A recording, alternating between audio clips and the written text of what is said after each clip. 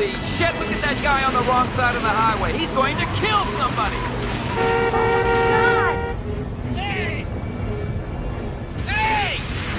What's going on? Joker wants to race.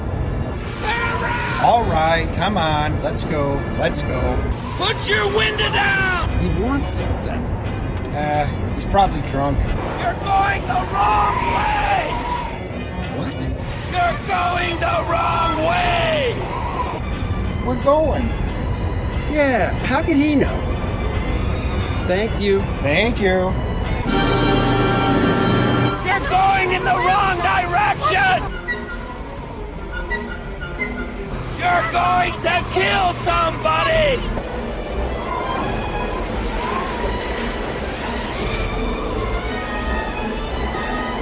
You're going the wrong way! What is it?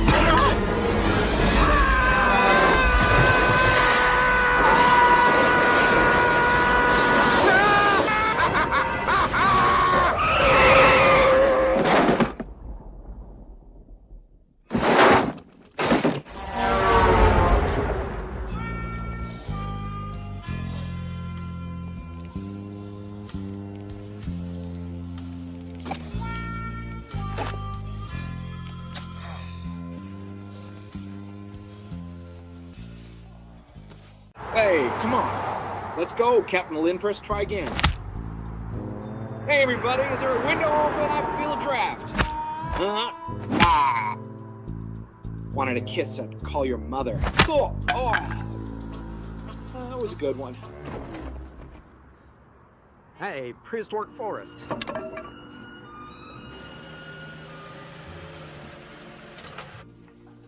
I'm sorry. Yeah. I'm sorry, Andy. I shouldn't have called the apple fritter a donut. Really? What changed your mind?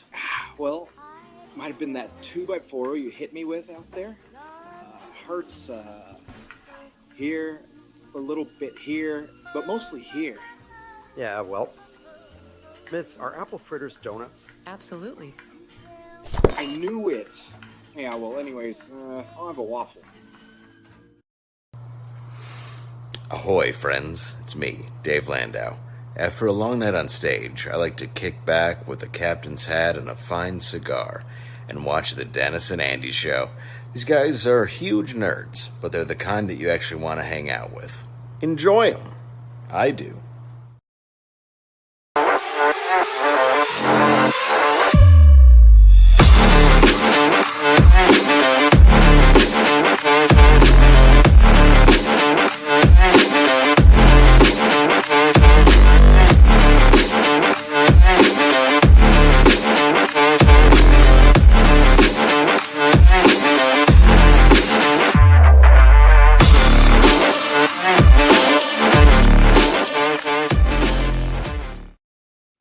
Well, hello, everybody. It is the Dennis and Andy show this fine Wednesday afternoon at 3 p.m. Eastern Time. And look who's back from his 112th vacation of the year. That's right. It's like every other week. Dennis is like, Andy, handle the show by yourself. I'll be out on vacation again. So the nice thing is, I know it was, 51 vacations last week because, people do narc on you when you talk about me like that when I'm gone, Andy. So, hey, apparently I've doubled my vacations in a week and I'm happy. We got a lot of sun. Myrtle Beach was great.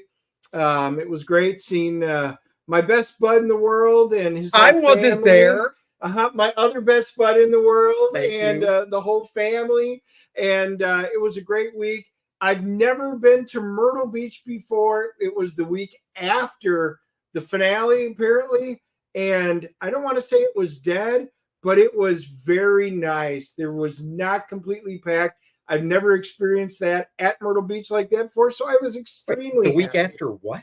The big finale, because everybody gets their last kickoff before they go back to school. I was like, It's like finale the of end what? of summer. Is there a TV show that had a Yeah, finale? And now you're like, now it's time to go to Myrtle Beach? A lot of people went back to Guys, school. I finished the new season of Karate Kid. I can now go to Myrtle Beach as my reward for binging it over a weekend. Well, that's why I did not have a lot of time to do any TV binging, because Andy and I have been watching. I got him to watch it, and now he's way ahead of me. Oh, I'm For done. All Mankind. No. There's not way ahead. For All Mankind, Apple Plus TV show, Joel Kinnaman. I knew about this show. It came out in 2019. And the basic gist is during the space race in 1969, the Russians get to the moon before we do. And then from there, it's now on its 4th season. Season 5 is next year. And it basically goes decade by decade. And I was like, So they beat us there first. Doesn't sound that interesting. He's like, just watch it. I twisted his arm, like gave him snake bites, because he was like, it doesn't sound cool. I'm a huge fan of, I'm a history buff, and I also love alternative history. So like even the movie, The Final Countdown, or The Man in the High Castle, where something changes in history and it goes off in an alternate thing. I love that kind of stuff. And this one was so good. I watched the first few episodes, so I convinced him to watch it. And while I was gone, he didn't just surpass me. He went and finished all 4 seasons. Like I said, get to work on Kor-Drath. And he goes, no, I have For All Mankind. I've got 40 episodes of TV to watch. And I did over a week and a half watch 40 hours of For All Mankind. Now I can't wait for season 5. Joe Bernardo's in the chat. Marcus Kellegrew, hello. Dan Geneviese's here. Amish Ninja's in the chat. Amish Ninja, by the way, is the gentleman and his family who took Dennis to Myrtle Beach. Amish owes me a refund. I gave you a certain amount of money for this guy to be fish food. Fish food would not be sitting next to me right now. You owe me that $50 back. Wow. I had a feeling $50, that's all you paid. I had a feeling when the fee was that low, the job might not get done. You know, I guess he needed to watch Beekeeper. Yeah. Leg kick, Paulus Arts, Passmaster Dan in the chat. What is up, everybody? Posting links like the guys. We love it when you guys do that. Of course, you like Final Countdown. Everybody likes that. Spaceman is in the chat. Let's see. And yeah, there we have it. Oh, I was going to tell you real quick too before we bring our guest in. So I told you about that podcast I'm listening to with the girl Anna. It's a football podcast. Yes. And she's a Packers fan. Yes, she is, I've heard. Well, she grew up in a house full of Detroit fans. Oh, poor girl. And she converted. So there's that. You know how she ends every show? What was I can't believe I'm blanking on the player's name now because it's been so long. But you remember the infamous not a catch when it was the Packers against the Cowboys? Uh-huh. And it was close to the end zone? Yep. What was the Cowboys receiver? Was it Michael Irving? No, it's not that long ago. Oh, we're talking off the helmet where it kind of jiggled. It was Des. Was it Des? Des Bryant? Des Bryant, I think. Okay. She ends episodes by going, still not a catch, Des. Or something like that. I'm just like, God, I like your show. You talk good football. It's once a week. It's a fun podcast. But, man, yeah, Des Bryant. Yep, she ends it with, still not a catch, Des. And I'm just like, come on. Well, there's been a lot of Rich is in the house. Yeah, but he was late. He did say he was late. What? Rich. He is always late. See, Rich says I'm late. So. You are late. That's why we never allow you on the show anymore, Rich. All right. What? Not if Andy was talking. Oh, shush. Whatever. All right. We're going to bring our guest on, Mr. Sean Chen. I met Sean back at Valiant during the, was it Rebirth? I think it was called. Hello. Welcome. Hey. Was it Rebirth? Was that their branding? What was it called? Birthquake or something like that? Earthquake. Okay. Earthquake. Yeah, that was like 30 years ago or more. I don't know. Oh God, it was. I think it was 30. I think it was 94. Yeah. Wow. Stippling Bud already says Sean Chen in the house. Hell yeah, giving this show some class. Look at that. You've already elevated us and you've been on for less than a minute. Well, I haven't said I, mean, anything I yet, can so I can up the class by dumping this guy. Just push him out of frame. Go ahead, push. Go back to vacation. So, Lake Kick says he met you in Seattle around 2000. So, okay. there you go. Wow. Well, you know, Yeah. you go to a con, you meet lots of people and stuff. So, Yeah, I probably recognize his face. I don't know his by Oh, my sure. screen name, but it was all, quarter century ago. So dude, just the fact that, oh my God, isn't it weird to think about that the year 2000 and now is basically a quarter century? yeah. But in my mind, 1975 to 2000 seems longer because of the numbers themselves. 1975 to, but 2000 and now, it just doesn't feel the same, but it basically is, I can remember the lead up to 2000 because it was Y2K. Planes were going to fall from the sky, clocks weren't going to work, buildings were going to topple, and we were all worried when those little digits clicked over that nothing would work. And what happened? Nothing. It was 2000.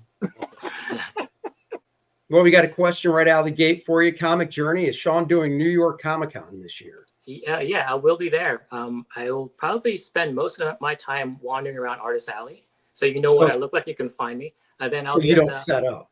I don't, but I will be at the Hot Flips booth, and I'll be set up okay. there at the Hot Flips. Yeah.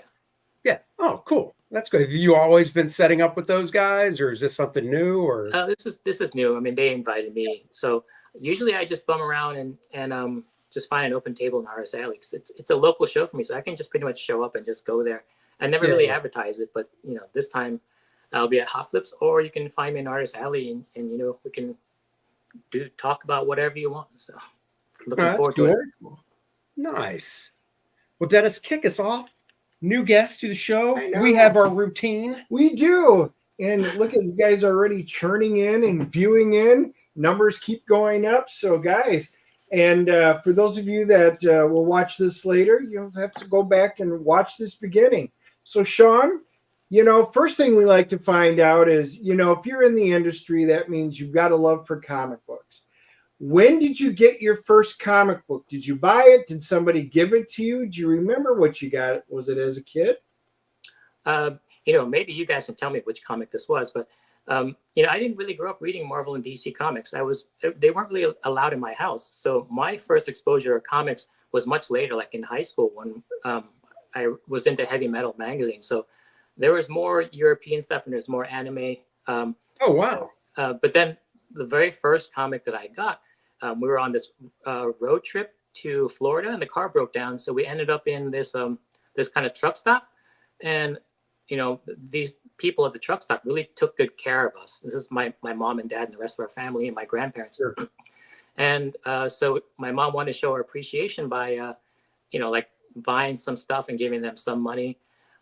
So when I saw a spinner rack and I was just kind of like, what is this? This is the greatest thing ever. And I was kind of thumbing through all the comics and my mom was embarrassed. So she says, like, those are for sale. We can't be messing with those.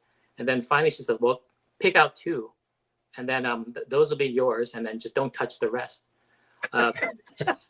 So I remember I got one DC comic that had Superman in it. But the one that really blew me away was a Marvel comic that had Man-Thing fighting in a swamp. And I think Captain America was there. I don't know what issue it was or who drew it.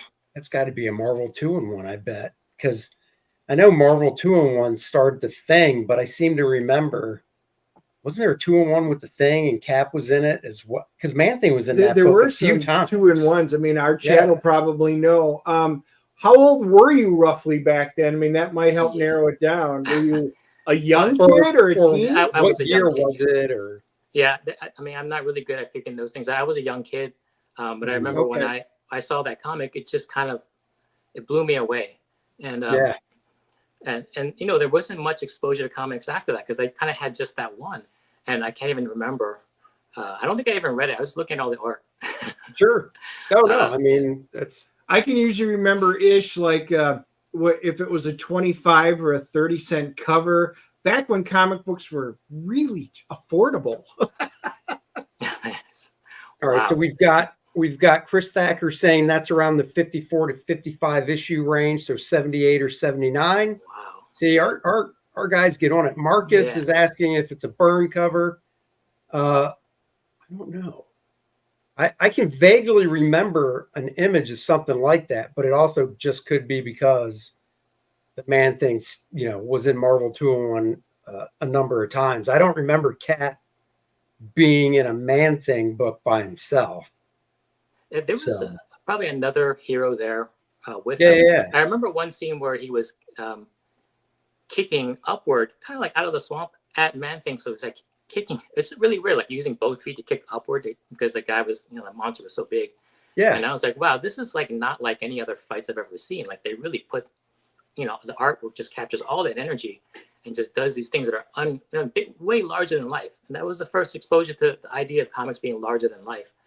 So were you able to keep picking? Well, actually, you said after that you didn't pick them up anymore, or yeah, we just how'd you get back into it? We were never in a place where they were around. But you can. I got my Spider-Man fix from the newspaper. So the daily strips and the Sunday strips, there was like John Romita or Ron Friend would draw that strip, and that kind of fed me for a while, and until I can actually go out on my own to a store. And comic book stores weren't everywhere back then, but what was there was the mall, and the mall had like a Borders, and the Borders had a magazine rack, and the comic stuff there was more like heavy metal. I think that was pretty much the only one, and that stuff blew me away too, because it was those comics are all painted with watercolor and they're very naturalistic. Oh yeah. So I was really into Mobius and into like all these like European names, like Belgian artists, and you can kind of still see a lot of that in my work. After that, when I first got picked up at Valiant, I showed a portfolio of Barry Windsor Smith, and his stuff looked a lot like that stuff in heavy metal. So, I was really, really into his work as well. So were you always at that period of time? Were you, I would assume you were always into drawing and art and stuff as a kid, and it wasn't like, I'm 19. I think I'll pick up a pencil and start trying to draw. I assume like I, was drawing ever since I can remember and just kept at it because it's something inside of you, where like I always tell the story of my daughter, and you have kids, so they probably went through this. They're 2 or 3, they, color with a crayon, draw, but then as soon as they can do other things, that's kind of like the test. And if they just move on and totally forget about the drawing part, then it's not in them. Like it is us. Does that make sense? Oh yeah, absolutely. Like every kid loves to draw, but then it's normal for it to kind of fall by the wayside, and it did for me a little bit. But I think I got because I didn't do well in school, I kind of focused on fine arts. So I was on a fine arts track, and I went to so like the landscapes and figure drawings and painting, oil painting and stuff like that. I really wasn't into it because I did love the superhero stuff, but to me, like that wasn't really a job that you could do. I'm not sure why I didn't think that, but then always in those like anatomy drawing classes, I went to Carnegie Mellon University when they have a great art program there. And, all the time I was taking those classes, I always like, well, I'm drawing this figure here, this naked woman and doing a painting, but I'm always trying to figure out like, how can I turn that into something comics and superhero related, and just learning toward that end.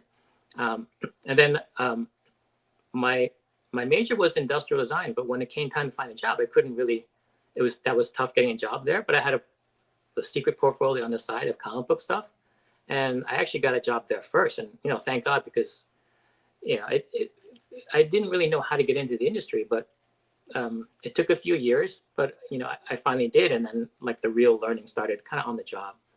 So. Hey, is this the comic, by the way? Does this ring a bell? Actually, do I have the right character? The guy. That's not like the Man Thing, but it's okay. A big green creature, I guess. I don't think that's it. The one that looks like Swamp Thing that has like the roots on both and red eyes. Yeah, it was that character. So I don't know what the insides of this looks like. I mean, you figured that I would remember this stuff, but no, that's okay. Hey, look, I'm a big nerd. Dennis is too. I still have almost all the comics I bought when I started collecting in the early 80s. I still have the very first one I bought and all that. So, Yeah. Joe Bernardo's asking you, Sean.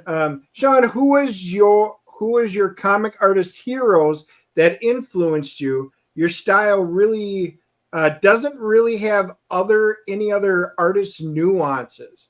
So I think he's saying, who was your influencers? Well, I have these eras where I'm interested in different artists. Like I remember I went through a Travis Charest phase for a long time. Mhm. I was in Olivier Coipel. I still love those guys, and Olivier Oh, Coipel. yeah. And, God, his stuff is great. Yeah. And right now it's like Pepe Larraz. So whenever I find an Oh, artist yeah. I really like, I just kind of devour everything. And the goal is to be exactly like them. But then I fail horribly, and then that's what my style is. It's just not being able to. That's funny. I love Olivier Coipel stuff. I mean, his work is just so nice. So I assume you bought House of M when it came out. Yeah. Remember that?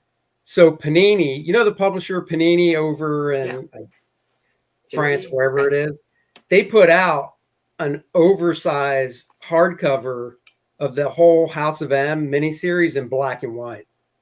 Oh, wow. And it is, I mean, I've had it for almost a decade now. I don't know if it's something that's still available, but it's definitely worth looking for if it's just gorgeous seeing it in black and white. Oh, yeah. I always search for that stuff on the internet. Like their art agents will put up what pages they have, and I would look at the large scans of their black and white. Oh, yeah. Like I love the color stuff, but I have to get at just what the artist himself did. So. Yeah. Danky Frankie's asking, Sean, did Iron Man in the 1990s with Kurt Busiek? And to tie in with that, Joe had also asked, who came up with the Iron Man look during your run on the book? Okay, so Iron Man was my first book at Marvel. So before that, I was at Valiant, and I was kind of working my way up in that small pond. With the whole time I was there, the goal was to try to get into Marvel. Oh, yeah. So the very top book at Valiant was Exo-Man of War, which is basically Iron Man with different colors. So I kind of did my best on that book. And then fortunately, right at that time, Iron Man was, they were looking for a new artist to take over Iron Man when it came back from Image. So that was, with Image, it was Heroes Reborn. And then when it came back to Marvel, it was Heroes Return. So all eyes are on like who's going to take over Iron Man once it comes back. So I campaigned very hard to I showed my best Exo-Man of War and stuff. And they eventually gave me the job. And then it was going to be a new Iron Man. So I had to design the Iron Man. But I struggled with that part because I asked Kurt, like, well, what is he supposed to look like? And I ended up doing a whole bunch of sketches. And then Kurt had like a lot of different opinions about it. And eventually he said, like, you know what? This designed by Alex Ross for some project. I forgot what project it was, but he was redesigning a lot of stuff for Marvel. And I thought it looked great. So I said, is it okay if I just draw this? And he says, yeah, sure. And so basically that design for Iron Man was basically mostly an Alex Ross design. Oh, wow. That's cool. It is. Yeah. And that was a 3-year run on Iron Man for me at Marvel. And that was weird because it was like my very first time in the big leagues. It was all a blur because I was just head down drawing the whole time, trying to do my best work on it. And I didn't really stop and smell the roses or anything. I just kind of powered through until it ended. And then as soon as it ends, you got to like line up your next book. And then before you know it, you're like an old man, So. Yeah, we feel that way. Well, to tie along with that, so Comic Journey's asking, I'm curious, who paid you better back then? Was it Valiant or Marvel, since you had gone in with one to the other? Well, that's an interesting story because it's kind of both. Because when I started at Valiant, timing again was also very fortunate. That was at the height or just over the height of the big comic bubble. So any comic that was out that was new was going to get a lot of attention and high sales. So my first comic ever published was Rye in the Future Force #9 from Valiant, and that sold about 800 to 900,000. Did it really? 900,000 copies. Holy crap! I wouldn't say they sold, but I mean they were no. But there's sell and there's sell through. Right. So Did not sell through yet. we don't care about, well, we do care about sell through because then they keep buying 800,000. Right. But still, if, you know, So I mean, if I had to answer that question about which one paid better, it's hard to beat that because that was a 6-figure royalty check yeah, dude. for my very first comic. And you know, I can say that because it was never that good again. In fact, after that, it's all downhill since then, and it's still going downhill now. So, so it's not. And then so with Marvel, my page rate was much higher, but Right. there was no massive royalty check, and Right. Over 30 years or so, it kind of all averaged out to be a fairly decent living. You know, I think I made as much money as like a plumber would. So There you go. yeah. What was your first monthly at Valiant? Was it Bloodshot? No, it was a Rye in the Future Force. Oh, so you Yeah. stayed on Rye from issue 9 for a while? Yeah, Oh, until okay. like 16, and then I moved to Harbinger, and then I did a little bit of Okay. Bloodshot. So I bounced around over there, and you know, I was the whole time knew that it was like a small boutique company. And not Sure. being a real comic book fan or reader, I wanted to be in Marvel, and I worked hard to get there because I always thought that was the just bigger, better company, and they were much cooler and they put out a better product. But when I got there, you know, it was not that different. And then No. with a lot of perspective looking back now, I didn't realize how special Valiant was. Kind of, Right. it's too bad I never appreciated that. So When you started at Valiant, were you, because I know they had kind of a studio set up with, if I remember right, didn't they have most of the colorists in house? yeah, But they didn't have like you and other pencilers and stuff in house, or did they? They did actually. You know, since I was very new, I was kind of discovered at New York Comic Con, so I showed my portfolio to Barry Windsor Smith, and Barry said like this stuff has a lot of potential, but you really need to be coached along. So it would be best if you worked in Nobro, is what they called the studio at Valiant, and I was more than happy to go there. I moved to New York to be in that studio, to be taught by Barry Windsor Smith and Bob Layton. And you know, a lot of people will complain about having to go to an office or go to a place to work. But for me, I was isolated kind of in the suburbs of Maryland. And, you know, I just really wanted to be in the middle of it all, where things are being made. So I eagerly went to New York to work at Valiant. And then I would try to go every single day, whereas a lot of artists that I knew were trying to go as little as possible. Just because of the commute and you can work at home and everything. I was like, I want to be, you know, where it's all happening. And, you know, if you really love the art form, you just kind of want to live it. And then just working in your studio in your underwear is not really, you know, I wanted to be in where the Romita Raiders are and just, you know, maybe seeing Stan Lee or the editors walk by. So yeah, it was a big help. And Barry was there for a short amount of time, like maybe, he was kind of mentoring and coaching me for a very short amount of time because he left soon after that. And I never saw Jim Shooter had already left Valiant by that time. So did he really? Oh, yeah, wow. So I came in right after Jim Shooter left. So it was like when I went into the office for the first time, there was like a weird energy. Like something just happened. I don't know what happened, but we didn't have like Bleeding Cool back then or anything. So I didn't know what happened, but Jim Shooter had just been gone. And then there was like all sorts of like, some friction, like undertones of it while I was working there. But, you know, I made the best of my time with Barry Windsor Smith. Just like he may have taught me only for like a couple of hours altogether, if you add it all up. But, you know, you don't really need that much time. If you listen to everything someone says, you don't need an entire semester of classes with that guy. So, you know, I still remember everything he said. And I'm humble enough to know that I probably haven't conquered all of those criticisms he pointed out. So I still work at it, you know, to this day. Sure. Well, Sean, we have a really great, I told you our chat always works. This is the one they're picturing. Do you think that's it? That is it. Yeah. That's it. Chat did it again. Wow. Marvel 2-in-1 number 43. Wow. Rich said Marvel Joe team up. and Rich, but Rich gets no credit. He said team up. Screw Rich. Wow. So I can say that because, you know, he's this is big because I always was wondering what that first comic was. And I'm sure if I really took a deep dive into finding it, I probably could have, but it was always been kind of nagging me. So this is the first time I'm actually being reunited with this And this here's the comic. nice thing about this particular issue. I'm going to go out on a limb and say when you're at New York, if you find a dollar box, you could probably find it in the dollar box. Holy cow. If you want to go dollar diving. Yeah, that is not a as far as I know, that's not a high-end sought after issue of Marvel 2-in-1. I Nope. gotta do that. Yeah, I definitely do. 1978. Yeah, it's probably in the $1 to $5 boxes. All but right. that would be really cool if you would there. Now you got something to go find.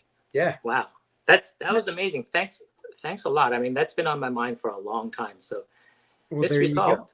go. Now here's a question. And I don't know if we ever talked about this. Did you grow up in Maryland? I did, yes. Yeah. I grew up in Maryland. Where'd you grow up? Yeah, I think What part? we spoke about this a long time ago, just barely. I was in the Washington, D.C., Bethesda, Potomac area, That's right. So what high school did you go to? Walt Whitman High School. Okay. Yeah. Yeah, and I was in Beltsville, right by College Park, Oh, cool. Maryland, where the university is. Yeah. Went to High Point. My mom worked at the Department of Justice in D.C., so she traveled into D.C. every day. Cool. So, yeah. You know what's interesting? Like I went to Walt Whitman High School, and I was still starving for comic related stuff. So in the library at Walt Whitman High School, there was a book on how to draw comics, and I was flipping through it and kind of like eating this stuff up. But there's something in there that really blew my mind, and I think about a lot. There was, I guess, rough drawings or pre-drawings done by Gil Kane. I know you're a Gil Kane Oh, fan. yeah. So if you ever see his under drawings, like the rough sketches, Oh, yeah. the way he just kind of quickly draws anatomical masses and just like simple perspectives for rooms. Mm-hmm. That, I always struggled drawing comics and I never could make it work because it's so hard to do. When I saw that, I was like, oh, wow, you use stepwise refinement. You draw it very simply first. And you just capture it. The way you can capture an amazing, powerful pose with just like anatomical mass, like bubbles, like in the head would just be like that egg shape with a crosshair in it. I was like, wow, you can draw a face that's just like an egg shape with a crosshair. Yeah. And you can work up the details later. And that allows you to cross the finish line because I never knew how it was done. So that thing had a profound influence. So I took that book and I said, like, this book is way more important to me than it is for the school. And I just stole it. Do you still have it, though, is the question. Yeah, I still have it. Yeah. And it was a Gil Kane, black mark under drawings that are in that book. And I've since sought out and bought the black mark comic. And after it's inked and colored, it's not as impressive to me. Like I would like to see the whole comic done in that kind of rough sketch stage. Oh, I don't have the black mark. So I've got a reprinted black mark, but it's in the little novelization size that they did back then. So it's like a couple panels, per page, but it's all black and white. I have. Oh, that's funny, Rich. You're old too, Rich. I have. So Gil Kane stuff is very. Those rough sketches and stuff are very like George Bridgman looking. Yeah. To me. Because I've got photocopies of a whole issue of Green Lantern from the late 60s of his breakdowns that look just like you're describing. Yeah. And I mean they're just gorgeous because it's all just the basics. And then I was able to get my hands on 30 or 40 photocopies of, I guess, just like his warm-ups and sketches where it's just anatomical stuff. I mean, there's even some horses and stuff thrown in there, but it's all just the basic structure stuff with some anatomy and whatnot. And I mean, that's what, when I was growing up in the 80s and I discovered Gil's work, that's what just drew me in was the way he constructs a figure. Now, I thought you were going to say it was a copy of How to Draw Comics the Marvel Way, because that's the one we all saw. Right. I got I that assume later. you saw that too as a kid. Yeah. Oh, yeah. Yeah, that was my Bible for a good 10 years. Yeah. It's a great book. Surprisingly, for like a Marvel kind of thing that just kind of put out kind of very quickly, there's a lot of great lessons in there, and it still holds up to this day. It's kind of like a must read. It is, if somebody asks me for a book to look at after I pitch mine, of course, because I've got to do that, I always pitch seriously How to Draw Comics the Marvel Way. I mean, they do a lot of pull art from printed comics, but the Yeah. original stuff that John Buscema does, I mean, it's gorgeous, you Yeah. know, and it really is a great book for just the fundamentals. I think, well, you know, that book is still in print. It's over 40 printings now. Wow. And 40. yeah. And that's the thing. I'm assuming, I never really thought about this, but I'm guessing when a calendar year rolls, I'd have to ask somebody into book publishing this, but I'm assuming when a calendar year goes around, maybe that's when it goes to another print. So going by that, it'll be 50 in 2027. But you know, I have a hard copy of that book where the dust jacket is all torn to crap. It's like an original that I got, but it's still like a 7th printing. And then I've got a soft cover. But then I was in a store, and I don't know if they have them where you live, but there's a store down here called Five Below, Oh, yeah. where everything. So you've heard of that store? Oh, yeah, yeah. Okay. So I was in a Five Below a couple years ago. Right there, like on this middle table of all these books, they had a stack of How to Draw Comics the Marvel Way, but it was blue. Exact same cover, but wow. instead of it being all white, it was like this pastel blue. And it was $5. And I'm like, oh yeah, I got to buy this. So Wow. I still, man, I can just look through that book whenever and just it's weird looking at it now, you know, being a professional and stuff, because obviously you're looking at it through a different eye, different lens than when you were that kid. And a part of me looks at it and wishes that I could remember what it was like looking at it when I was like 13 or 14, you know? Right. And just because I know I was just amazed by it back then. Even back when it was a stone tablet and they chiseled it out. Right. Yeah. Exactly. You son of a bitch. I can't help it. Well, one thing I do want to ask about, because X-Men, everybody in the chat knows, yes, Dennis, you're an X-Men fan, blah, blah, blah, blah, blah. This was one of the series I really enjoyed. I don't know if it was technically considered a mini series or if it was a maxi series, because there were, you know, different volumes of it. But how did you get on X-Men the End? Because I really love that series. Well, I wrapped up my run on Wolverine. That was kind of, you know, I went from Iron Man. You know, there's not much competition for Iron Man, and also Iron Man played to my strengths. I'm not sure what got me on to Wolverine, but that book was really the main stage. And then when you're up there as a young artist drawing it, there's so many artists that are trying to knock you off, and I've really felt it. Like there's constantly other artists breathing down my neck. So there was things going on in the background of people trying to unseat me. And I went to a convention in New York, and then Ethan Van Sciver comes up to me and says, like, you got to watch your back, because I hear rumblings that there are people gunning for your job. So just watch your back. And I'm like, oh, thanks a lot. So eventually Derek Robertson was successful in unseating me on that book. So I was on that book for 2 years.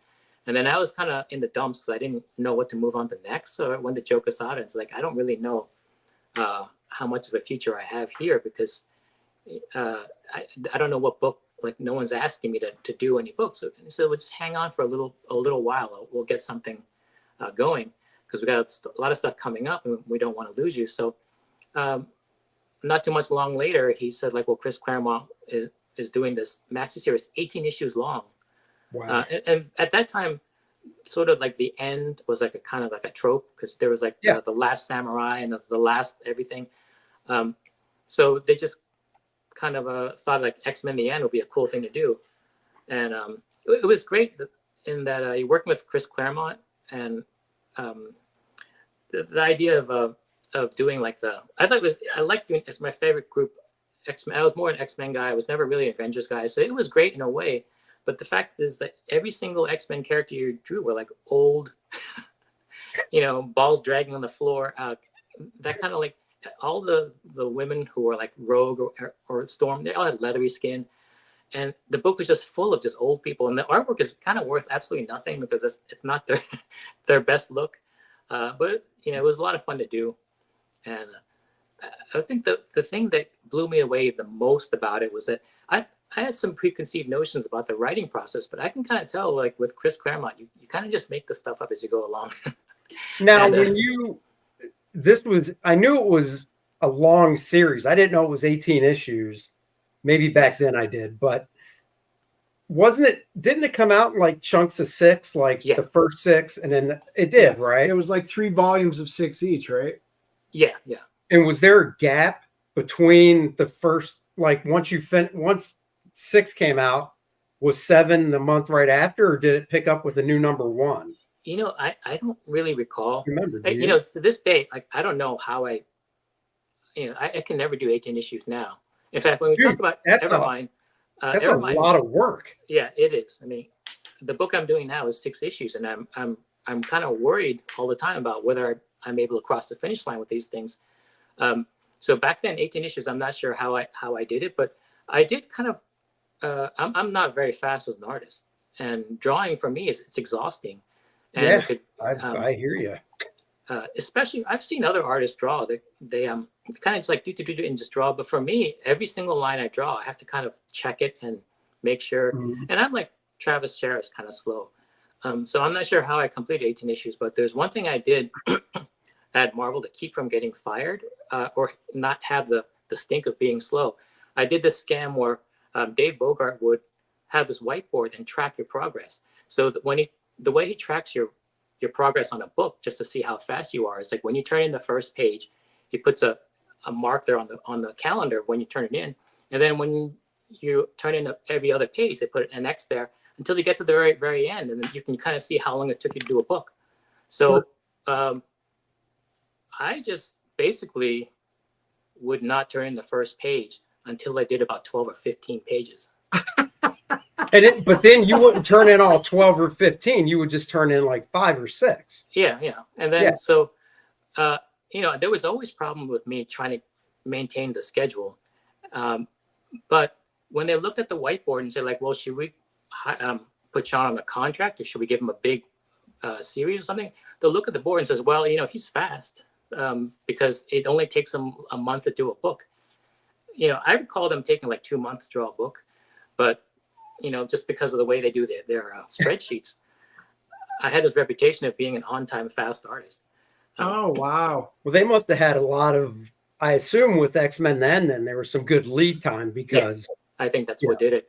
Because by the end, I was rushing to get it done. So. Well, yeah. Go ahead. Does Chris Claremont, when he sends you the script, is he full script? Does he send you full script, or what do you get from him when you start drawing? It was typical Marvel style. It's just basically a paragraph would describe a page. Yeah. And then he'll just run with whatever you have.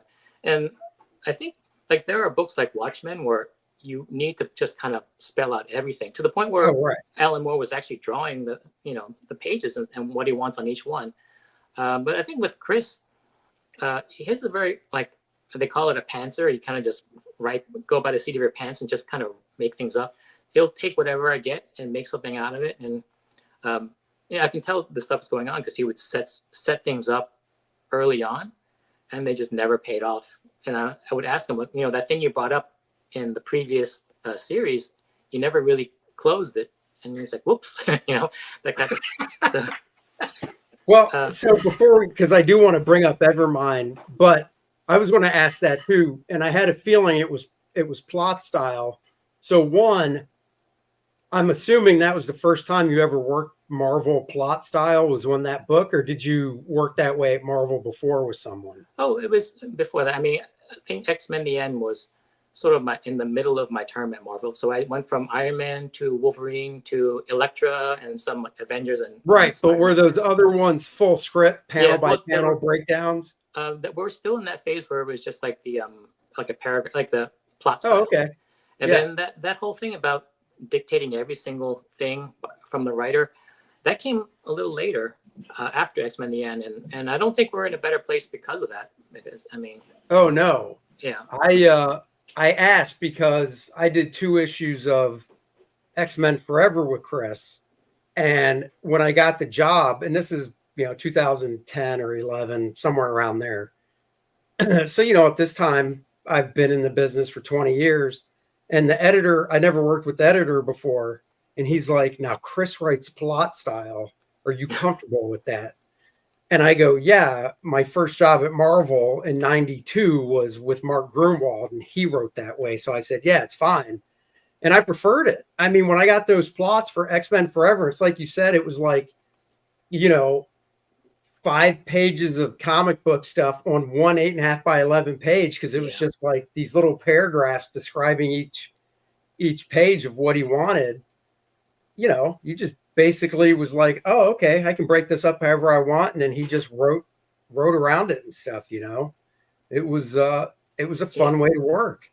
Now, like you said, everything, some plots before I left DC or scripts, you're just like, oh my God, I don't need one. I'm not going to draw everything you're spelling out because you're not thinking visually. So, and that's the problem. A lot of these guys don't think visually. So some of the stuff they write, you're just like, what are you doing? So yeah, there's definitely a lot of pitfalls. I mean, a lot of the writers come from the TV or screenwriting community, and they have trouble with the static part of it, the static image part. Yeah, and also like things they wouldn't really consider, just like having a long conversation in the same room for half an issue. It may not be obvious to them that you got to get out of that room. You got to go outside. You got to change the background a bit because we're in the same room for forever. Yeah, and nothing's happening. Yeah. So yeah, I mean, in some ways it's better, but in a lot of ways it's worse. But I think what has to happen is the writers just have to. They all need a crash course in thinking visually, and then because I'm a writer now. I write every my stuff, so I have a tendency to want to spell everything out. So I can see where it comes from, but yeah. Yeah, I mean, writing comic books is a different animal, and they have to, editors, that there's nothing wrong with pulling a writer in that's never written a comic. But then as the editor, you want to kind of give them a crash course on how it's done. So Leg Kick, we're going to answer your question. Leg Kick says, will Sean ever do a crowdfund book? Well, Leg Kick, right here is a book called Evermind that is created by Sean Chen and Daniel Wu. And this is what we're going to actually talk about now. This was a crowdfund book. You can go to this website and actually, buy the book, and you can go there and read the entire first issue. But what I'm curious about is, how did this come around? How did you get hooked up with Daniel? Where did the actual seed, the idea for it?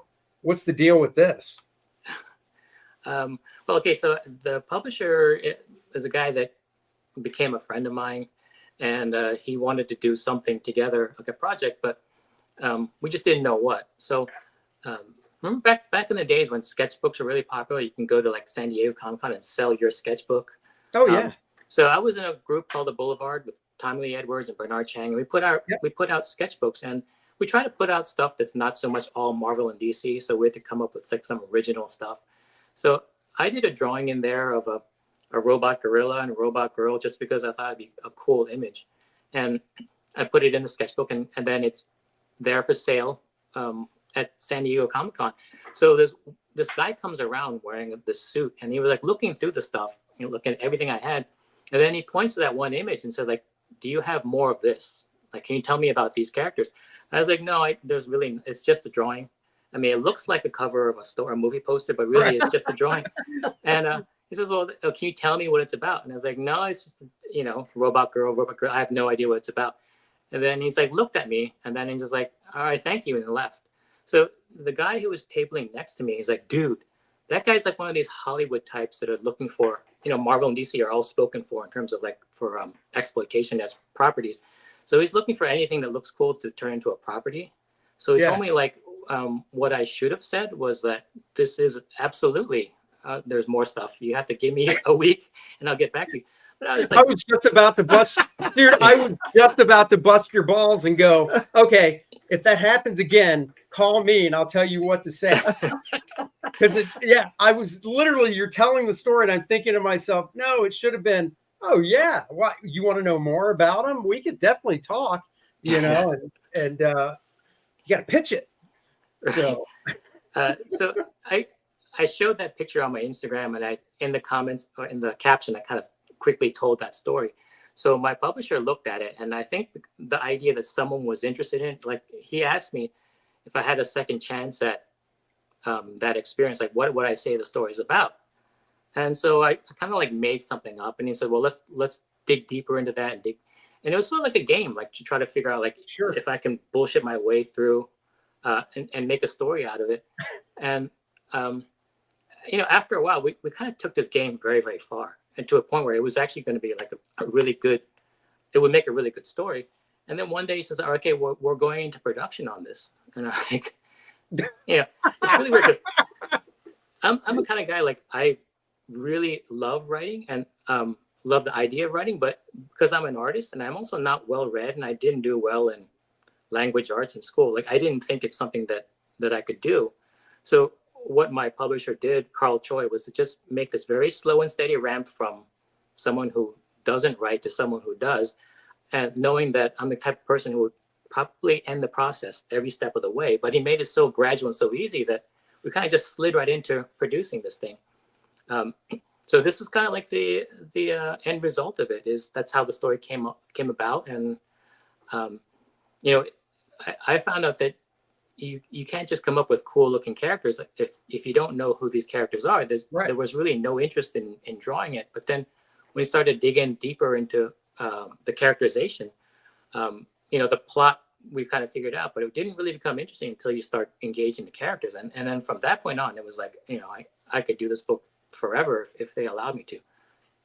So question for you from Stippling Vaughn. He wants to know if you're going to have this at Baltimore. Do you have any? Will you have any? Or yeah, I think it will be for sale. Like right now, what's out there is the first 3 issues. So we packaged the first 3 issues into 1 volume, and that's what the Kickstarter was about. So that successfully funded a year ago. So then it kind of went out to all the people who bought it. So now there's a second chance to get it. I think my publisher will bring some to Baltimore, probably some to New York Comic Con, and you can actually pick it up from us right there. And then, like I said, the first issue is for free.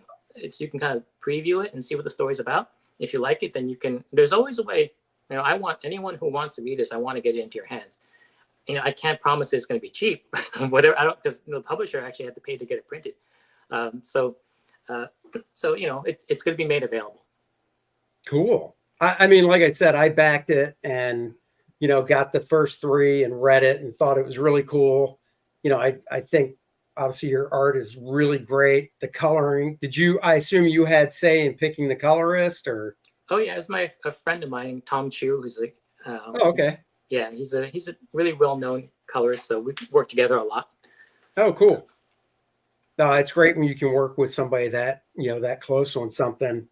So, since you're writing it, how do you write for yourself? Do you actually write out like what do you give yourself since you're writing it as well? Well, that's still kind of an ongoing process, but I've always liked the idea of writing. Like, I think we all have this.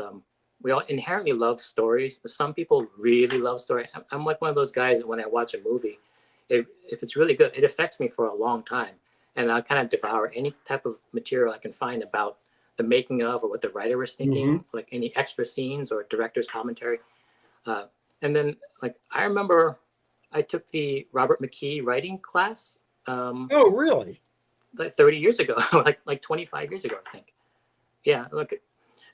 So I never really thought that I would become a writer, but I always loved the process. So, I would go on when I discovered YouTube. There's like a lot of stuff about writing on YouTube. Not so much about writing comics, but there's like screenplay and novels and stuff like that. And I watched thousands of hours of that. And the process to me is like it's like creating magic. So I kind of applied that all to the story, and it's kind of there's these 2 things on writing, like this, the two qualities you can have. One is called DNF, which is the worst thing in the world, and one is called unputdownable, which is the opposite. So DNF means you did not finish. Like if you were reading Evermind and then you noped out after 5 pages and said like, well, I'm sorry, Sean, I love your art, but this is just not for it's boring. Right. Then you did not finish it. And that's the worst thing that can happen to you. The other thing is the other side of it is unputdownable. That means when you read it, it starts to build momentum and you can't wait to get to the next part. and then like maybe you have to go to work the next day and it's 3 a.m, but you got to finish it all. That's Yeah. like unputdownable.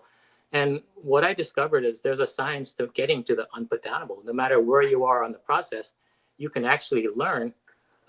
There's a science to it, and you can actually make a good story. So that's been kind of like an obsession of mine, is to try to get to that level. And I would look for any type of material and any type of writer who talks on that to try to learn that. And I don't think it's something you're born with. That you can actually kind of learn it. I mean, it's in the books. It's in, Sure. Save the Cat. It's in story structure. It's in, all that stuff. You can kind of get all that stuff out of it. That's funny because I told you after I read it that, usually when I get a series like this where it's, 3 issues, boom, here they are. I was like, all right, I'll read the first one. And then, a couple days from now, I'll read the second one and, whatever, read the third one, kind of spread it out. But after I read the first one, I was like, damn it. I got the second one and read it right then. I read all 3 of them just straight through right then because you did a really good. I mean, it was a really good story, or it is a really good story. And, you ended everything with a good cliffhanger, where it's like, I don't have to wait a month. It's literally right there. Give it to me. I want to keep reading it. Compared to, and it was a few years ago. I don't mind throwing this book under the bus. Marvel, because we were talking about it too. Yeah, Marvel relaunched, or maybe it was a mini series of the Eternals, probably right around when the movie came out. And I like the Eternals. I always have. I love Jack Kirby. So I'm like, all right, I'll give this first one a shot. I like the dude who's drawing it, and that was it was twofold. I like the Eternals. I like the art. I'll buy it and give it a read. Just like you said, man, I got 5 or 6 pages into it. I was bored. I was like, I can finish this later. I don't ever do that. Like, I can't even probably count on one hand how many books I've done that with in my entire life. But seriously, I was reading. I'm like, this is just so boring. And it just, so that's freaking, I never thought of YouTube for, like, I go to YouTube a lot when it's like, painting this or doing this, but I never thought of it for, like writing before. Right. There's an endless amount of writing tutorials and workshops and master classes on YouTube. And like, I think you should take some. Well, I mean, it's I've been waiting for that. It's all free. But it's mostly for screenwriting and a lot of it for book writing. Yeah. And I think what really messed me up there is that, like with those 2 things, the stakes are very high because you have one chance of getting it perfect. And then for a screenplay, most screenplays, almost all screenplays don't get made. So in order to break through, it has to be perfect. And that means sometimes like 15 or 20 rewrites. And then it has to be really bulletproof or and pressure tested to the max. Comics are not like that. But the thing is, if all of your learning from writing is from screenplay stuff, you take this very seriously, and like as if the stakes are very high. So you kind of have to remind yourself that you're doing a comic because that level of perfection isn't even possible. And so that's the bar for me is to work towards that, and to the point where it's paralyzing. And then you can go on like this process started like a couple years ago, and it's only 3 issues out. So it's kind of like refining. And then if it's not at its perfect state, you feel like you just can't do it. And I think that's very damaging because it's probably better you put something out. But it does make the level of your writing go up higher because you really care about it. But then again, you won't be able to get the money out of it for all that time because it's not a movie. It's a comic. Right. You're barely able to cover printing. But if you want to do good writing, it's long, it's hard work, and there's a lot of boring rewriting and stuff. And I was willing to do it because it's my first time out, and the decks are kind of stacked against you as an artist. Like people are just immediately saying like, what do you have to bring to the table as a writer because you're an artist? So in order to fight all that, I think the process is fascinating. It's a lot of fun. It's a lot of heartbreak too. But creatively, I never thought I'd find something as interesting as drawing. But the process of writing, I think, I found to be equally fascinating. So, it's Very cool, especially with you doing all of it. I love hearing that. Stippling Vaughn says, good, I'll have a long talk with you about the benefits of funding on multiple platforms. So I know you're going to be having a visitor for that. very And cool. Henry wants to know, who are some of your favorite artists, even if they didn't influence your start? Who do you love as an artist? Well, like I said, there was like different eras. So I was mentored by two big name artists, and I was very fortunate to know them. David Mazzucchelli was the one that kind of plucked me out of the crowd. And then Barry Windsor Smith was one that actually mentored and tutored me for a while. And then Bob Layton at Valiant, between like the three of them, I'm very fortunate to have learned from the best. And so in terms of the artists I really love right at this moment, like I said, was Travis Charest, was more like maybe 10 years ago. And then Olivier Coipel. And then right now, I just can't get enough of it. Like, what's his name? That he did X-Men. Jeez, I forgot his name. Oh, Pepe? Pepe Larraz, yeah. Pepe Larraz, So, yeah. I buy everything he does and look at it, and I think he just kind of it's kind of amazing. Like, from an artist standpoint, looking at what he does shouldn't be possible, but he does it on a practically monthly basis, it seems. Well, I think he does a lot of stuff digitally, doesn't he? Yeah, for sure, yeah. Because you look at the effects that he does, and he's a guy I like his work a lot too. I sometimes, depending on who colors it, sometimes I think it's a little over colored. Yeah. I'd like to see I'd love it if they put something of his out in black and white, so you can really kind of dissect it and see what he's doing and stuff. Yeah. But yeah, the first stuff of his I saw was in it was an Avengers graphic novel. I've got it back there. I think it was Rage of Ultron. But he was helping out because Jerome Opina, I think that's how you say his name, was He's amazing, yeah, he's fantastic. Yeah. He was the main artist on it, and I think Pepe helped out. And that's when I first saw both of their works. And yeah, I mean, those guys are just fantastic. So yeah, one of the guys asked earlier, since you worked with Bob Layton, when you got the Iron Man gig and you started working, did you get a chance to talk to Bob or anything before you started working on it, or that never happened? Things kind of got strange, like toward the end of my time at Valiant. I think they were sold to Acclaim, so we had a new umbrella company, and Bob and Steve Masarski, there's like 3 or 4 people that really got the big payout, and then they kind of checked out, like, emotionally. I'm not sure what their responsibility was, but they weren't really in the office every day, head down working and actually trying to make something special. At that time, they were in a weird spot, so they were kind of in some kind of like floating zone. And then that's when I left. Fabian Nicieza took over the company, as publisher or editor-in-chief maybe, and then I went on to Marvel. So my connection to Bob wasn't really as much as it was. And I guess for some reason it didn't really dawn on me that Bob Layton was, really made Iron Man, for that certain era.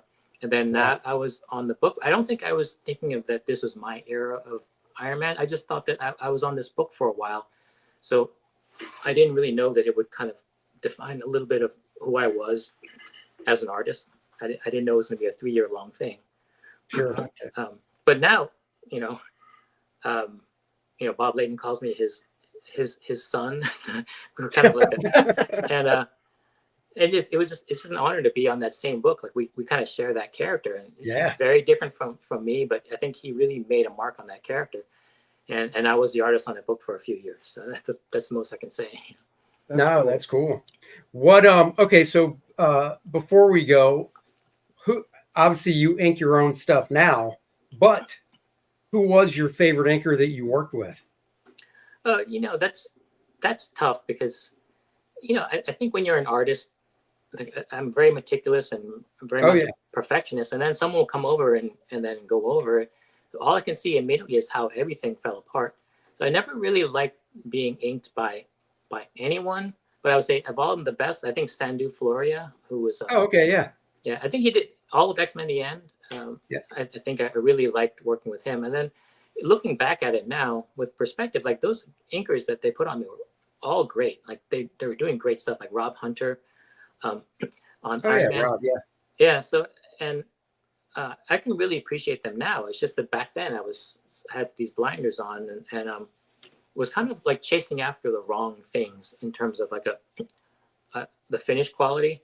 And sometimes it's just good to have an editor step in and say, like, look, this is not your area. You don't know what's good for you. And I do. So you need this guy. And then, yeah, I would kind of do it kicking and screaming. But when I look back now, I was like, oh, yeah, that was the right call. Like, there's problems with my artwork. And then these guys came in and they made it better, although I couldn't see it at the time. Sure. But yeah, inking is kind of a weird thing. I do my own inking now, but I don't use professional tools. It's just like pens and brush pens. Yes, you do. Dude, everybody uses what you're using ink with that is a traditional artist, I should say, and not digital. Everybody's using microns and stuff like that these days. So totally, it's a little weird. Totally like professional. Now, if you're like, I got my Pilot fine point like Gil Kane used to use that turns purple, then I'd say it's 2024. Let's step the game up some. But you're using professional tools. It does feel strange though when you're drawing like the fat outline on a character to use that micron pen and go over it 5 times to get to the right thickness. It's like that's not the right tool for this, but that's the tool that I'm familiar with. Right. I mean, you use what's comfortable. I mean, I used pens for a while like that, but when I started doing Kor-Drath, I ended up going back to the really traditional, using a brush like I always did, and dip pen for stuff. I mean, I'll use microns and stuff every now and then, but most of the work I do is brush. So, well, that's cool, man. So what's the status of Evermind? I guess the second volume, that volume would be 2, 4, 5, and 6. It's being worked on now, so I'm wrapping up. I'm starting issue 5 soon. So the story is like all planned out, but the subject matter is tough to draw because of I know robot battles and the high tech stuff. Yeah, you start to draw stuff and you realize, well, I don't actually know what this looks like yet because it's in the future. It has to be designed first. Right. So, that takes a lot of time. But yeah, I'm very excited about that. The first 3 issues are very fast paced, and so the second half you can kind of delve a little bit into like why everyone's acting the way they are, and then that stuff I think is really interesting. So yeah, it'll get all the way through to issue 6, and I think the key is to end strong and quickly, so it doesn't feel like it's dragging out, and then also to kind of have an ending that's kind of inevitable yet unexpected, which is they seem to be contradictory, but it's a very difficult little sweet spot to be in. So just trying to figure that out took a while, and now I got it all worked out. I just have to actually draw the rest of it. So it's what I'm doing most of the time now. Well, hopefully once it's all done too, 6 months, year later, whatever it is, you could always, do a collection with some sketches and stuff in the back, nice, soft cover, maybe hardcover, whatever. That'd be kind of cool. So this is hilarious. Agent Cub says, why does this place look so clean and organized? It's a green screen, Agent Cub. No, well, there's parts that are out of camera. I took everything that's in camera and just pushed into out of camera. Right. And you then cleaned it up, yeah, when it's done, the kids will come and bring all the toys out, and this place will be a mess again. So there this is you go. My basement. So that's what I thought. Yeah. Do you have any windows down there or no? Oh, one of those half windows in the window that's really disgusting outside. Yeah. Yeah. I have that. It's really disgusting. Well, it's got weeds and spiders in it, and that's. Oh yeah, I got it. Barely no sunlight comes through. So. Oh yeah. Yeah. You guys were asking, and Andy had typed in, where we stream. We stream on YouTube and X. We pretty much stopped doing Facebook now. Like this one, we got 75, 80 of you on X streaming right now. And those of you that are chatting, we've got, 40, 45 of you that are streaming on YouTube. and that's why asking questions. So, those are the two platforms that we are typically doing on the DNA show. And you guys did just ask, what does DNA actually stand for? This is at the beginning. I will say it's Really? Dennis, Nerds, and Andy. That's actually what it stood for. We were trying to come up with something fun when we started it, but that's actually what it means. Yep. Is it true Quentin Tarantino is going to be writing and directing a Sergeant Rock movie? I have no idea. I have heard the rumor. I do not know if it is true or not, but that I could see it actually. Wow, Huh. That's great. He has a kid, so I think that eventually he's going to do projects that his kid will be into. So, we'll get more of the. He's a real big fan of Toy Story. Also, it's really weird. Oh, that's cool. I saw the rumor, the casting of Josh Brolin as Green Lantern. Yeah, I did too. I got to be honest, not a fan. He's 57, and I'm like, okay, what if this thing's a hit? It's not going, and it's a TV show. It's not it's not a movie, as far as I understand. It's supposed to be a episodic show. It's like, dude, you're 57. I don't want to see Josh. I mean, if Josh Brolin was like 50, I'd probably still be like, could we cast somebody younger for Hal Jordan? I mean, yeah, I'm not a fan of that casting. We'll get old man Hal. That's what we're going to get. We will. I don't want that. All right, one more question. Amish Ninja, was Sean a fan of the characters he drew before he drew them, or was it more of a job mentality? Well, I didn't read Marvel comics growing up, but you can kind of tell when there's a character that's really popular. It's popular for a reason, so I take a deep dive into it and read all the stuff that came before then, and then just ask the people at Marvel and other fans about what they liked about the character. And after a while, you really get into it and become an expert on it.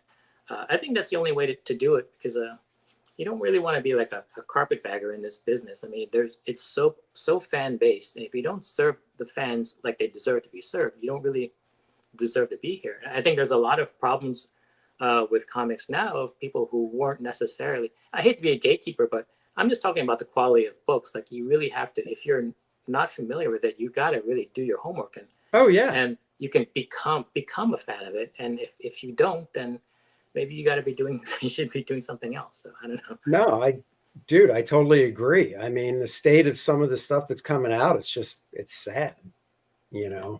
Well, I would read anything. Like, if they do a self-insert, if it make it all, whatever political leanings they want. If the story is still good, I'll be there. Sure. I think the hardest thing is like I know what a good story, or what makes a good story. I don't know how to do it, but I know how to recognize it, and that's the hardest thing. Is that you set a very high bar for yourself that you can never really achieve. But it's certainly not being achieved with what I see out there. Like, I think we kind of have to go back to school and learn about what makes a great story. Yeah. So I mean, that's just my opinion. No, I agree. I do mainly all independent comics now. I ditched Marvel and DC about 2 years ago now, including my X-Men after all these decades. And I've just decided, with the indie books, they're hit or miss, but, at least they try. And I love reading them and stuff like that. But Marvel and DC lost me a while back with all of their crap that they put out. And I was the guy who, hey, X-Men's coming out and they got 13 covers on #1. Yeah, I was that sucker who had to buy all 13 covers if I could, because, they got all my favorite characters on them. So that was a lot for me to walk away from. There you go. You crazy. But I tell you what, you don't walk away from: Kor-Drath, The Awakening. Sean, this is the end of the show where we pitch our product now. Oh, very cool. I know. Kor-Drath, The Awakening by myself and Dennis. If you're fans of Conan, Game of Thrones, Dungeons and Dragons, fantasy adventure, you will love Kor-Drath. Where's my stupid mouse? Oh, it's so hard to see. What's his face? Bill Gates should have a programmer design a mouse so it's a black arrow and not a white one, because a white one gets lost on a white background. So there you go, guys. We are at $51,406. Thank you all very much. Creeping towards 52,000. Let's go. Yeah, I mean, this is the book. If you got the first one, Kor-Drath, The Reckoning, you're definitely going to want to get this one. Kor-Drath and Adriana are back, continuing the tale where they have to save the Shattered Reach from the evils of Vordoom, the undead, along with the Necronite and Lilith. Oh, look at them. Evil. They will give you nightmares. See, Sean, I wanted to do a book like this because I didn't want to draw sci-fi tech stuff. But I mean, I saw some of takes a long time. He actually said no guns. I was Nothing like, with guns. I was going from my First Man superhero real world book, and I was like, I want to draw fantasy stuff. There's no buildings and guns and cars. And But you do have that giant melee in the woods. I forget which issue that was, and then yeah, that didn't look like it was easy to draw at all. It wasn't, but it was just a bunch of people. Now, if it was a bunch of people with buildings and cars in the background, I would have been like, oh no. But a bunch of people, no, that's fine. So, That's what I threaten him with, Sean, all the time. Whenever he gives me grief, I'm like, hey, I can do another 2-page giant spread with lots of army people in it. And he's like, no, that's fine. No, I'm good. So guys, go check this out. The link is in the description below. There's 5 different covers to choose from. We're also doing a black and white edition of the book. The whole book printed in black and white. You'll be able to read it. It'll have all the word balloons and stuff. Just nice black and white to look at the line work and stuff that I'm slaving over for you guys. We've got Bart Sears doing a cover for the game module Dennis wrote, and Dan Lawless doing the covers. So there's that. And that guy is also going to be a print that everybody will get once we hit $60,000. So if you've already backed it, get it again. Get it for a friend.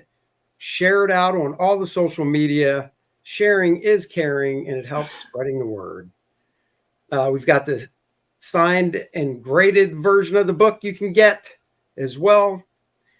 Lots of great stuff. The first stretch goal, the Vordoom playable character card. I drew the front. Dan Lawless colored it.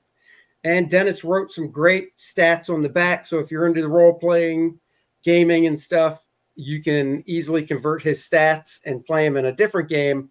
But of course, what you should do is play him in our game, the second game in the series, Kor-Drath.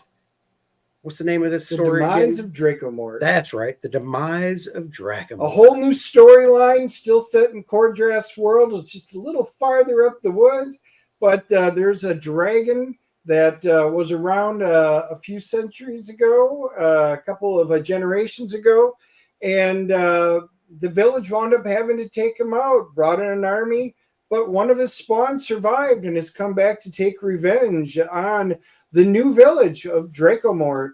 And so you've got to help stop the new dragon from taking control and revenge. So yes, guys, it will tie in very nicely with the first module, the Mayhem in the Myrmidor Mountains. So there you go. Also offering the Kor-Drath, The Awakening, the layouts, same size as the graphic novel. It's just all my pencil layouts. So you can see what the work looks like before I start inking it. And of course, Chris, a figurine. Chris Thacker, who painted the Kor-Drath 5-inch figure for us, did a fantastic job. If you're into role playing, get yourself either a 2-inch, 3-inch, or 5-inch version of the Kor-Drath figure. It was designed right off of the drawing I did. So it's like holding my art in your hands. So definitely check that out. And we have the collector box. If you get the Awakening tier of the campaign, which I will get to, all the books for the Awakening tier will come. Oops, got to click that off. There we go. In this nice collector box that you can get or will come with it. I'm getting all tongue-tied here because you can actually get the collector box as an add-on. That's where I was going with that. So guys, go check that out. The link is in the description below. And last but not least, going to the printer this week is Kor-Drath, The Christmas Miracle. That's right. It's a children's book. It's a little campaign for a little book, 8.5 by 8.5 inches, 28 pages, made for kids learning to read. It's a nice Christmas tale. Kor-Drath has to go get a Christmas present for the love of his life, Adriana. Can he do it before Christmas Day? We'll find out. Get this book. Great to read to your kid or for your kid that's learning to read. We've got the color and activity book as well. It's the whole story in black and white, along with connect the dots, word search, crossword puzzles, and more. That's 38 pages. But have no fear for the guys that love Kor-Drath, the Reckoning and Awakening. You ask for the adult version, you'll get it. That's right. That is where we swap some pages out from the kids version, and where he's feeding the bear in the kids version. In the adult version, he's killing the bear. So get all 3 books as the featured tier and save some money. The link for that is in the description below as well. So there you go. Check that stuff out. Kor-Drath Christmas. There it is. Thank you, Past Master Dan. Sean, where can people find you on the interwebs? Where can they go follow you at and stuff? Online, I'm really only at Instagram. So it's Instagram at Sean Chen Art. You can DM me and ask me any questions about where to get stuff or get commission stuff. I'll always respond there. And then the 2 comics I have out, 24/7 Comics. That's 247comics.com. You have a campaign going now of another book. But the first issue is there, and then also my other first writing experience that I put on Instagram was is called Wingman. It's on there for free. Also, it's an entire 60-page story that lots of free stuff there. So please check it out. Excellent. Cool. Go check that stuff out. Sean, hang back, and we'll talk after we end the stream. But we're going to sign off because we got our movie. Our movie's tomorrow night. What's our movie? It's not tonight. It's tomorrow. No, I know, but what's our movie for the week? We're going to go see Reagan, played by Dennis Quaid, the great Dennis Quaid. So we're checking that out tomorrow night and dropping the review first thing Friday morning. We always see a movie every week and then drop a review on Friday morning. So, okay. In case you did not know, so for Reagan as in Ronald Reagan. That's right. Oh, okay, cool. Played by Dennis Quaid. It's got amazing reviews. I stay away from all spoilers, but the Rotten Tomatoes is through the roof on it. Spoiler alert: he gets shot. Oh, but he lives. Spoiler alert! Oh my God, I don't need to see it now. Hey, Dennis, the Titanic sinks. Son of a bitch! I ruined another one. I can't watch anything. This is why he can't go to the movies, because I ruin him. All right, guys, we'll be back next week. Thank you for joining us. Sean, thank you for joining us as well. You got it, brother. And everybody be safe out there. We'll catch you later. Bye-bye, everybody. Live long and prosper.